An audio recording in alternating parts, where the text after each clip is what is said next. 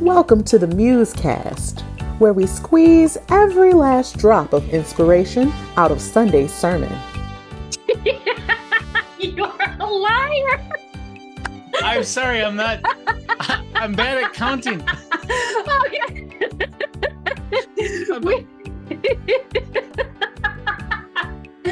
Dan, we were gonna be so professional. We were gonna just, you were giving me a countdown. Yeah, and then I couldn't pass it up. So but seriously, behind the curtain. Yeah, we need to get our act together because this is like a professional organization, and I think as we approach the new year, we really have to set our minds to being more professional. And I will go immediately following you and Greg. So as soon as you two get your act together, then I will get my act together. Highly doubt that's going to happen. I know. We are such a professional situation. There are no shenanigans around Woodland Hills. So all of that to say, happy Tuesday, everyone. We are so glad that you are here tuning in to the MuseCast. He is Dan Kent. I am Shauna Boren. And welcome to one of our, I'm going to say this for both of us, Dan, one of our favorite days of the week because it's MuseCast Tuesday. That's right. Yeah, that's right. Hey, and you have your bookshelves back too. That's so nice. I do. Yeah. Now, did I move the bookshelves to Illinois so I can stay close to my son, or did I come back to Minnesota? It's hard to tell. Who's to say? Who's to say? Yeah. So is your household completely empty of children now? Oh no. No. So we have 2 in college and 2 in high school. So we still have 2 at home. Okay. We still have 2 babies at home that are 15 and 14. And then of course the cat and the dog. And there's a husband as well. So we're still kind of, we're a 4-piece instead of a 6-piece right now. So. Okay, good. All right. Well, Dan, hey, this weekend we started a new series. Yay. I highly anticipated. I don't know that we've ever talked about a series so much before it started ever before. So it was nice to finally get it going, get it kicked off. And, I can't even, me. So literally it has a title, The Unveiling. Yes. That's right. That's correct. Oh, yes. Okay. You nailed it. There's I was super confident. Can't you tell? So it has a title, The Unveiling, but then there are these little subtitles because we break down the series into little thematic things. And so the sub series is Do Not Be Afraid. Mm-hmm. I will say, while I am nailing it on the MuseCast, I butchered it in my communications to gathering groups this week because we send out resources for them. Wait a minute. You did not say be afraid, did you? You didn't nail it. No, okay. All right. No, okay, I think I called it Unveiling Truth or something. And then I called it what though? Afraid? I don't know. Yeah, that's not a bad mistake though, because I think for a while one of our tentative titles was The Unveiling Truth or Unveiling Truth or something like that. So you weren't far off. Wasn't far off. And then the sermon was, what was it? Unveiling Hope? Yes. Nope. Yes. I think it was Unveiling Hope. I think that's right. There's too many to keep up. Yeah. Well, it's we're just starting, and so there's all this new stuff coming at us, and new branding and a new bumper, and it's all fresh. So it's a very exciting time. A new game show. That's right. Which you nailed, by the way. So you know what? I want to thank my co-host Dan for me just nailing the mystery box game because I have become so ready to anticipate stuff. Yeah. I think you prepared me. When I first stuck my hands in the box, it was a little I didn't know what that was. It just felt and I didn't trust the people. I honestly did not trust the people that had put the box together because they were teasing us. Totally. Relentlessly. And the thing is, Dan, they kept saying, Dan, we will not put a spider in your box. Dan, but they were only like specifically saying that to you. And so I was like, excuse me. Hello. So anyway, good fun time to kick off the series. Oh, totally. And two things. One, part of the reason why they were so obsessed with the spider thing is because I specifically told them I will not play if there's a spider involved, because I have this arachnophobia. And the second thing, what was the second thing? Oh, yeah. The second thing is the highlight of the whole game was your traumatic shriek when you touched the hair. That was pretty.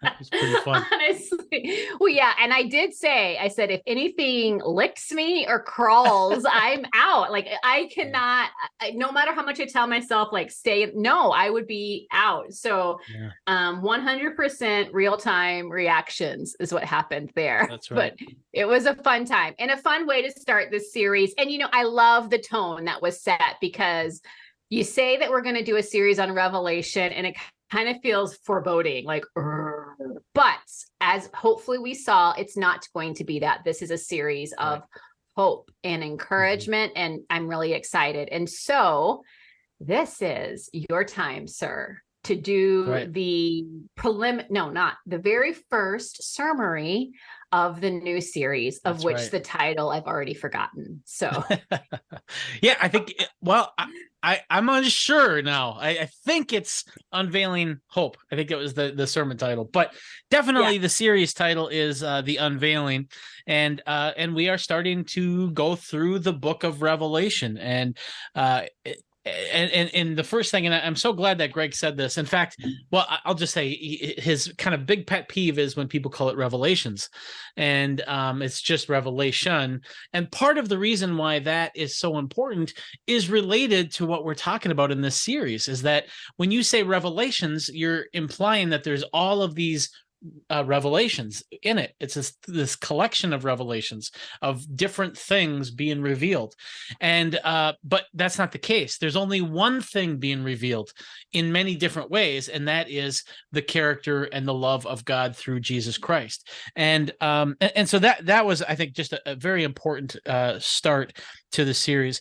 In fact, and we'll talk about this maybe in a little bit, because I want to hear your experience with Revelation before coming to this series. But for me, even after I had my seminary degree, I still sometimes refer to it as Revelations. That's how much I've avoided this book. So but that's for later. Greg also shared his history with the book of Revelation, and he talked about kind of the first church that he was saved in, which was very much about the book of Revelation, and particularly all of the different revelations about what God is doing with this historical event and this item in the news and that item in the news. And he talked about how he sort of burned out on all of that sort of kind of chasing clues for what God is doing based on what's happening in the headlines. And that kind of, he burned out on it. So then he lost his faith. But then when he came back to the faith, then he sort of fell into my mindset, which is just stay away from it. Assume that everything will be all right and God will take care of everything. But then, he encountered a couple different writings that really helped him see something very special about this book. And he really believes that all of the things that bothered him about this book was due to just misinterpreting what this book is. And when you understand what this book is and what John the Apostle is doing with this book, you see it for the profound beauty that it really is, and how all of the things that annoyed you about it are supposed to annoy you about it, because it's meant to be inverted, and it's meant to take those images and to turn them back in on themselves, so you can see the beauty of God behind them. And that's why it's so profound that when Jesus, first talks directly to the apostle John, and he puts his hand on John's shoulder and says, "Do not be afraid." It's just such a great beginning to this book, because for a few reasons. One, because there's a lot of scary things in this book, and the fact that Jesus says right away, "Do not be afraid," is sort of a tell. It's an indicator that don't take these things at face value. There's something deeper going on with these things. There's something beautiful and loving beneath these images, and so that's why we're calling this series "Do Not Be Afraid." And I think it's fitting, because I think a lot of people, myself included, for many years, think about the book of Revelation, and there is this fear there. There is this sense in which I don't know if I want to stick my hands in that mystery box, and because I don't know what I'm going to find in there, and just Jesus's comforting message at the front end, I think, is just very reassuring. And as I've been studying this, and I'm so excited for this series, because I just think there's so much beauty in here. And so Greg then talked about how a lot of the traditional sort of face value interpretations of some of these images have led to these ideas that Greg calls escapist, where the theology that emerges out of this kind of surface level reading leads a person to think that what God is doing with the events in the news and the events in the world is he's giving us hints as to when he is going to come down and rescue us out, and we're going to get the heck out of here. And it's called escapist theology, because we're escaping. So long, so long, suckers, and we're out of here, and so that's sort of the escapist theology. But that goes against everything else that the New Testament teaches about how we are supposed to love the world, and how God is trying to redeem the world, and how God has put us here to be ambassadors of God to the world, and so this whole kind of raptured out sort of theology, it doesn't fit with a lot of the other teachings of the scripture. So that should be an indicator that, well, maybe that theology is not quite right. And I know there's a lot of people who believe that still. And I know that there are people here at Woodland Hills who hold on to that rapture theology. And I guess what I would ask is, just keep an open mind and listen to how we process through all of this stuff. And, definitely there's no shame in holding that theology. I think Greg and I have come to the conclusion that theology is not what the Bible teaches. It comes from someplace else. So that's sort of the introduction to the book. The question that Greg then asks is, why are we looking at this book now? And part of the reason for this is because the book talks so directly to a world that is in the middle of profound change and culture shifts. And it when you look in history, whenever the world is in chaos, this book becomes really attractive, and people get drawn to some of the things that John is revealing in this book. And we're sort of in the middle of that time right now, and we're also seeing a big uptick in interest in this book. And so we feel like this would be a great time to sort of look at some of these things. Really, sort of the darker the world gets, the more valuable the light of Jesus becomes, as John reveals this. And then Greg ended with an activity where he just asks, are you anxious about the future? And he just encourages us to think about the things that we're anxious about, and to imagine how God is going to redeem those situations or those things that we're anxious about. He encourages us to keep our eyes fixed on Jesus. And that's really what Revelation does too. As you read through, this image of Jesus just becomes the centerpiece for all of this chaos that's going on around in the world. There is this stable, bright light in the midst of this chaotic darkness, and John wants us to keep our eyes fixed on that holy, holy, holy God found in the revelation of Jesus Christ. So also, just last kind of note, like when I write a book, I fret about what should I call this book, and I wrestle with the title. And when I wrote Confident Humility, the subtitle, I didn't come up with the subtitle until like a week before the final draft was due, and the subtitle is Becoming Your Full Self Without Becoming Full of Yourself. And it's like, that's what it is. The New Testament books, the writers didn't think about the title of these things. They were just letters. They just wrote, okay, here's a letter. When you get a letter, a person doesn't write you a letter and then this is the title of this letter. No, you just get the letter. Hey, hey, Shawna, how's it going? And that's it. And that's the same with a lot of these New Testament letters. So the title of this book, the book of Revelation, is not a really good title. In fact, when you read the first couple verses, it should have been the revelation of Jesus Christ, because that's what John actually calls it in the letter. And I think that if it would have been called the revelation of Jesus Christ, this whole problem of calling it Revelations would have been sidestepped or avoided pretty importantly. So that's my summary. What did you think of the kickoff so far? So far, so good. I am, again, really excited about the tone that we set with the kickoff. I'm not just talking about the silly games. I'm just talking about the encouraging tone and the kind of like demystifying the spookiness of it. And again, not to belittle or judge anyone who holds these views of Revelation, but just to hopefully shine some light on its true intent and purpose. And yeah, so I am excited, and I do think it's timely. I'm going to be honest. When I first heard that this is what you guys were thinking of, I was just like, no, no, like, we're not going to do that, because I knew, my God, it's going to be so long and it's going to go on for a while. And the world is like, chaotic enough. We don't need this on top of it. However, I have already, just through our conversations and studying and looking at what the series is going to be and looking at who's going to share what, I've already been encouraged and had my mindset shifted. So that's encouraging. And I hope that for others as well.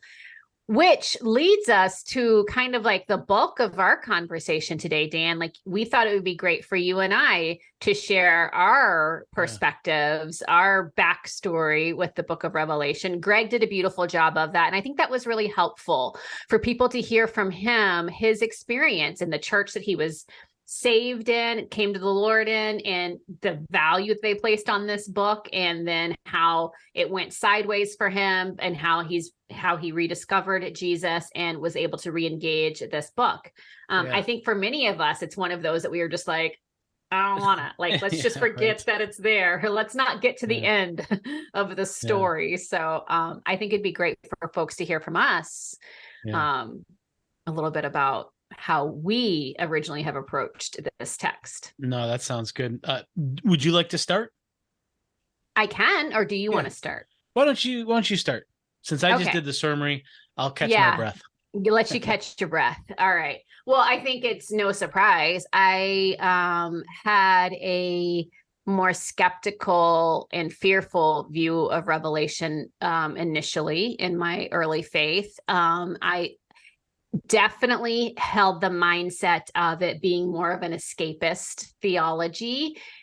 Could not wait until, the return of Jesus so that we can just like peace out and be rid of all these troubles. But at the same time, when I was young, I remember thinking, but hopefully he doesn't come like when I'm having a really good time, like when I'm really enjoying life and things are going great. Like, don't come then. Oh, that would be terrible to take me away from all the good stuff.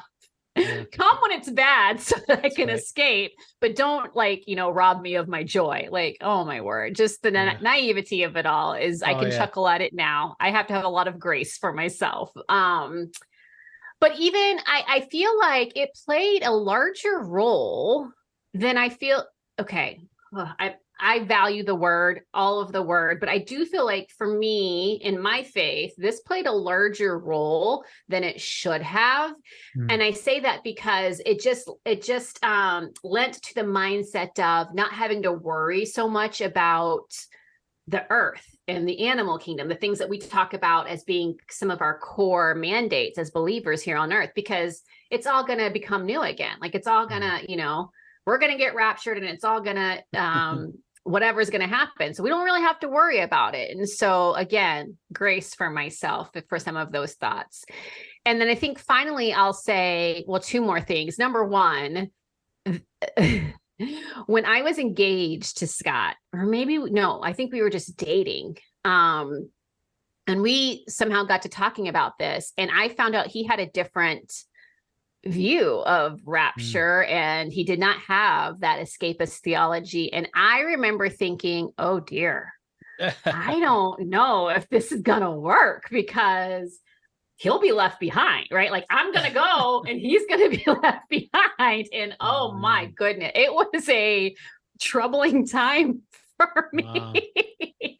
Wow. I'm a little bit younger than Greg. So my, the version of I Wish We'd All Been Ready that I grew up with was the DC Talk version, and it still was terrifying. And I feel like every youth group played it to like get us all on the straight and narrow, you know. I didn't know that DC Talk had a version of that song. Yeah. Yes. Really?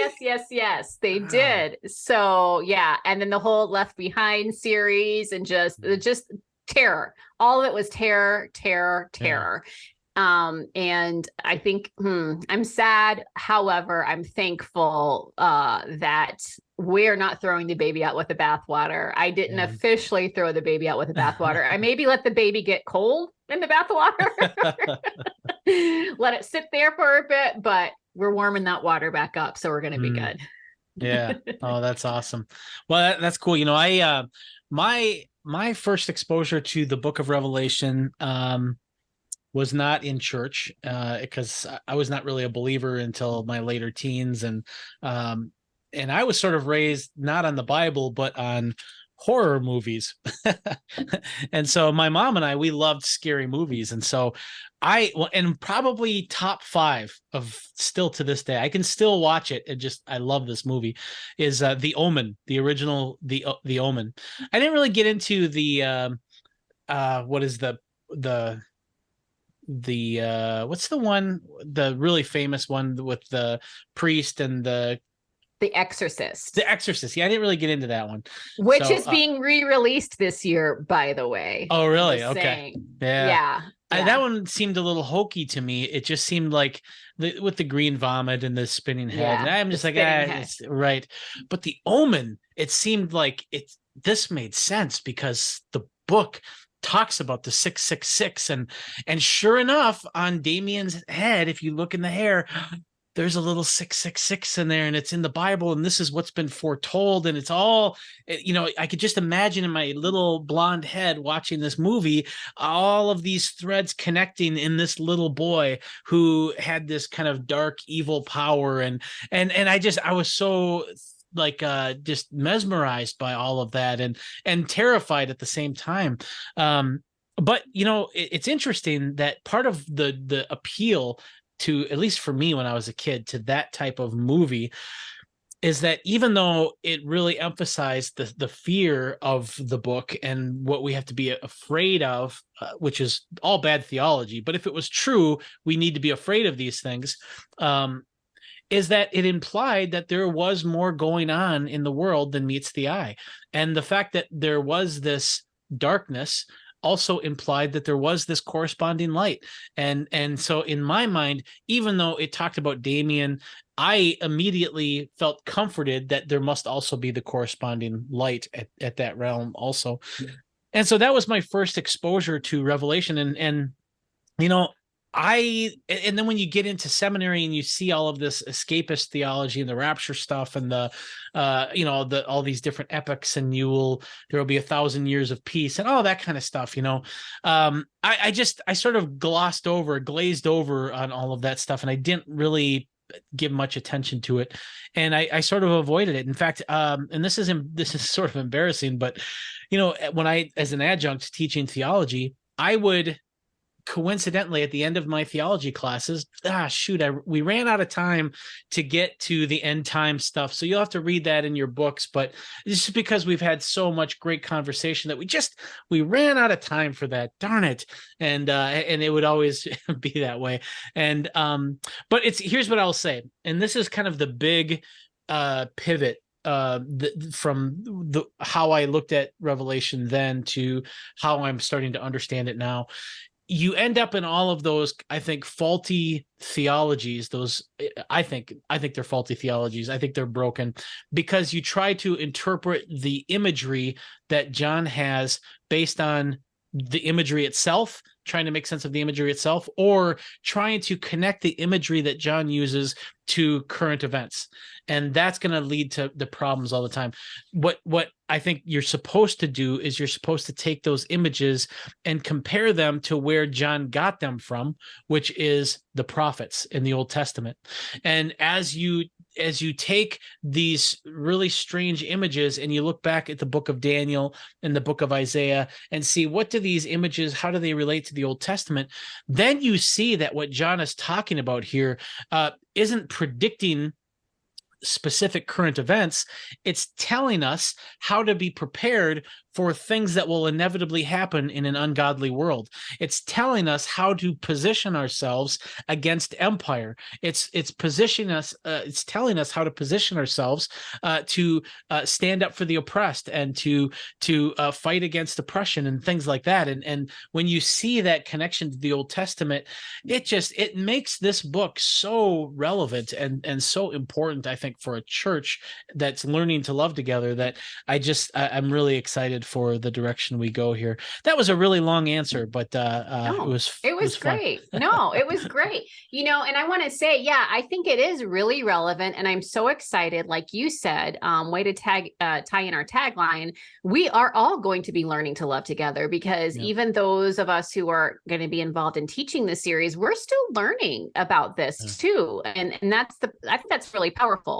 I do just want to say, yes, this book is relevant. It is very timely. That does not mean that we need to go circling dates on calendars and predicting certain things, because it's just, we started this series, and that weekend I had seen on social media just a bunch of like dates floating around, one in particular that's coming up where rapture is supposed to happen and we're all going to get out of here. And then that is coupled with this, like, almost, I'm going to say sadistic, like, we're going to leave and the rest of you are going to be in trouble and you're going to burn. And I'm like, oh my, like, that just, in my opinion, does not seem very loving. No. It doesn't seem very Christ-like. So I am excited. I'm not looking to escape hard things from scripture. I'm just looking to put them in their proper perspective and see them through the proper lens. Mm-hmm. And if we've learned anything, we've learned that it should be read. Scripture should be read through the lens of Jesus and what we see of him and his life and his sacrifice and his others-oriented love, and how that was ultimately displayed. So I'm so excited. I truly am. Yeah, it's going to be really fun. I should say this too. I'm just looking at all the books that I'm kind of using to prepare for this. Oh, I got one more. Hold on. Oh my word. So I thought maybe I'd share the books that I'm using, and then I think Greg is also kind of using, but this one for sure is one. So if people want to like study along as we're going through this, it might make the sermons boring because you'll say, oh yeah, I read that already, but it might also be fun. I know some people like to kind of be prepared. So this is the one that Greg likes best, and he's having the teaching team read. This is the NIV application commentary by Craig Keener is his name. Here, let me just back it up a little bit. So this is like the main sort of commentary that we're going to be using. But Paul Eddy also found this one, and this one is cool because the author, I think, is an Anabaptist. And so I'm also reading this one as we go through, and this is by John Yeats, and it looks like that. And what is it? The Believers Church Bible Commentary. So that's that one. And then I have an acquaintance, Jeremy Duncan, who is part of the Jesus Collective. Yeah. He has this book on Revelation called Upside Down Apocalypse. And this is a really fun read. And the audiobook is also really good. Jeremy reads it. And Jeremy's just a really, really great thinker and a great communicator. And he's got a lot of interesting insights in there. And then the last one, and I think I got this off of Greg's recommended reading list on renew.org, but this is the Rapture Exposed. And it just kind of looks at where did Rapture theology come from, and what's right and what's wrong about it. And I haven't started this one yet, but this is on my research list. So those are just some of the books that I'm using as I'm going through this. Yeah. And so if people are interested in kind of studying along, let's do it. We're probably gonna be in this series for a long time. So we were placing some bets, in a holy and kingdom way, of course, about how long this series would last. I will say about the Jeremy Duncan resource that you showed, that is a fantastic book. And actually, so I also, because we're a part of the Jesus Collective, our church is, and I am a co-host for the Jesus Collective podcast. And so we interviewed Jeremy Duncan about this book last year. And honestly, that's what kind of got my brain going, oh, okay, there's something here. And so it is a fantastic resource, fantastic audiobook for those of you who prefer to roll that way. So, and the other resources as well. Really good. Yeah. I'm glad you showed those, Dan. Yeah, good. You can also, if you want, you can listen to that episode. Sorry, this is a different plug, but if you go on Jesus Collective, wherever you listen to podcasts, and it was last year, I want to say November, December, with Jeremy Duncan, and we talked about his book, The Upside Down Apocalypse. It was just really eye-opening, a really rich conversation. So another great resource for you guys if you want to learn alongside us. Definitely. Cool. All right. Well, I think it's time, Dan. Is it? Is it time? I think it's time. Nugget time. Woo-hoo. So that's good. Yeah. Well, yeah. So do you have a nugget, or do you need me to go first? I have a nugget. It's just a short little, whoa, he's stretching. Yes. Okay. Maybe I'll go first so he can yes, put the slam on it at the end. Okay. Yeah. My nugget is just an encouragement. I love, like I said, the way that Greg shared his backstory with this book. And I'm glad that Dan and I did the same today, because I think it makes it real for everyone to recognize, we've all had thoughts, positive, negative. We're either drawn to, or we're kind of a little fearful of this book. And so my encouragement is to just sit with that, really be honest with yourself and ask yourself, what kind of a mindset are you bringing to this study? And that's okay. And just sit with that. And wherever you find yourself, be open to the Spirit speaking something fresh and new, because we know that God's presence is with us. We know that He loves that we are learning more about Him and entering into a deeper relationship with Him. And so don't be afraid of learning something new. Don't be afraid of having a perspective shifted. Don't be afraid of a new paradigm, or don't be afraid to have some things solidified for you. Just be honest about your approach to this, the space that you're holding for that, and allow the Lord to speak to you, because I do believe this is timely. And I do believe we have some real things in here that Jesus wants to show us that will help encourage us and equip us for the days ahead. Not in a fearful, foreboding way, but just man, it's chaos. We know this. It is chaotic out there. Doesn't look like it's going to get better anytime soon. How do we deal with that? How do we be the kingdom people we are called to be, that we are trying to be in the midst of all of that? And I think we've got some good nuggets throughout this book, Revelation. That's right. Definitely. Yeah. I think that's great. I think, first of all, I love that, because I think that so much and I think Greg has talked about the word kun is the Hebrew word for just being straight with God and being forthright with God. This is the way I'm feeling. I think that's when God can mold us, when we're being straight with ourselves and straight with God. And so I think that is just valuable in all circumstances. But this is a weird book, and John uses some imagery, and there's an art to it. And I think what's important about that is that I've talked about, this is part of the reason why I love Van Gogh. Where is he? Yeah, here he is. There's my Van Gogh collection. what I love about Van Gogh is what he does with his paintings. He uses light in such a way, or he captures light in such a way that his paintings show how everything has this interconnection to it. Even though like there's a church and a tree and the moon are very separate things, there is also this energy that connects them. And so what Van Gogh is able to do with his art is to show us something that we don't always see. And because we tend to avoid things, we tend to live in denial, we tend to be fixated on our own lives, and so we miss a lot of things that are there all the time, and art sort of pokes us in the eye and forces us to see things that we don't normally see. And that's a lot of what John is doing as well.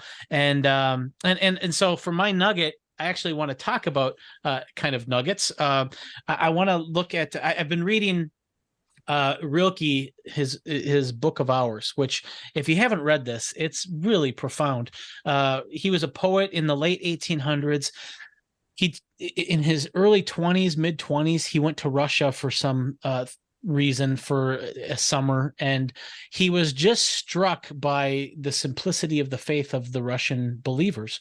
And when he got back to Germany, he just had this inspirational flow where he just captured all of these prayers in poetic form, and there are some really beautiful prayers, but these are images that he uses to show something that isn't always obvious. And one of them, I think, just really applies to what God is doing in the world. And it just made me think of Revelation. And so this is what it is. And I don't know what the English title of this one is, but the poem goes like this. When gold is in the mountain and we've ravaged the depths until we've given up on digging, the gold will be brought forth into the day by the river that mines the silences of the stone. Even when we don't desire it, God is ripening the world. And so here's this image again of these people who are just like passionately going after this gold in the mountain, and they work for the gold until they just exhaust themselves. And the whole time, God, through water going through the mountain, is drawing out that gold out into the light in the river. And so when the miners come out of their labor, they see the gold that they've been looking for, because God, through just the flow of history, has been ripening the world and bringing us gold. And there's definitely a lot of stuff that we have to do, and God is calling us to participate in everything that's going on in the world. But what God is doing is so much bigger than us, and we're just a part of this big, grand thing that God is doing. And I just think that it's gold and it's precious, and we get to be a part of it. And Revelation, I think, will help us see maybe some gold that we haven't been able to identify yet because of where our attentions have been. So yes, that is my nugget. I love it. That was a fantastic nugget and a great way to end the show. So we want to say thank you all for tuning in. It has been a really great time. I've enjoyed our conversation, Dan. Yes. Also, I think it's a great time. I mean, we are still like in the throes of fall kickoff, and I mean, this series is going to be rich, and there's going to be a lot there. So you have opportunities to like dive in with other folks around Woodland Hills. And so gathering groups are a great way to do that. And also remember, there are a slew of Cultivate classes starting. That's Dan right. Kent's A Confident Humility is starting tomorrow night, right, Dan? Tomorrow night. That's right. Yeah, I'm so excited. So 7:00 Minnesota time. It's on Zoom. Yeah. So sign up. That reminds me, I have to send out the links tonight. So yes, you do, sir. Absolutely. So Dan's class is starting. We also have Discover the Kingdom, which is like a really deep dive into the theology and the beliefs of Woodland Hills. That starts on Sunday evening. And then for those who like local or far, who want to be more formally a part of Woodland Hills, like membership, we have our Discover Covenant partnership that's starting next week. So, and there's a few other things as well. So just be checking out the different options, because we want you guys to stay engaged and be plugged in to the extent that you want. And maybe eat a little more than you want, because this is all about being challenged and growing together and learning to love together. So that's our plug. That's our show. Thanks for tuning in, and we will see you guys next week. Yep. See you guys.